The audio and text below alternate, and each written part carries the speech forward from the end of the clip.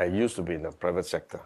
We always talk about the sunset industries, and many of the sunset industries are still here today. The sun never sets. So I've learned that actually there are no sunset industries because there are no sunset businesses. You just need to continue to transform. And if you stay where you are, if you are doing exactly the same thing 20 years ago, you're still doing the same thing today, you are vulnerable. How can we transform our businesses so that we can respond to the new reality? And businesses can continue to survive, but they need to continue to transform. Some may go through merger and acquisition. Some may need to move to new business line.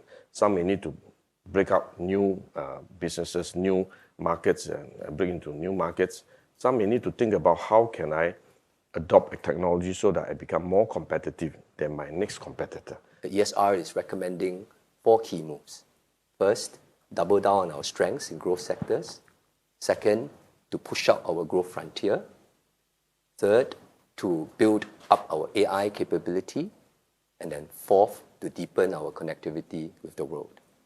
If we are able to achieve this, when we are able to achieve this, Singapore will be in a better position for us to compete in a changed world. I also shared earlier about how we are going to aggressively pursue new technologies. So I mentioned a few: quantum computing, I mentioned decarbonization technologies, I mentioned, space. These are actually adjacent to some of our growth sectors. And these are, new sectors where we may not have the right to win yet, but actually we need to win the right to play in the sector. When we talk about AI technology disruptions, what it means to the workers, the natural first step was everybody was a little bit pessimistic, maybe a little bit protective. If you honestly think about it, we're a small country, people is our most valuable resource, we can never have enough workers. The appearance of a technology that can actually increase multiple folds the productivity of each person should be great news to us. That means that every Singaporean now can do way more. And then perhaps our limitations around manpower and all that can all be overcome. I was just at Ward 63 of SGH 2 days ago.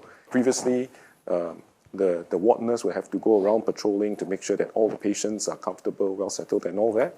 But today they can use a camera as well as a monitor to help them keep better track of patients.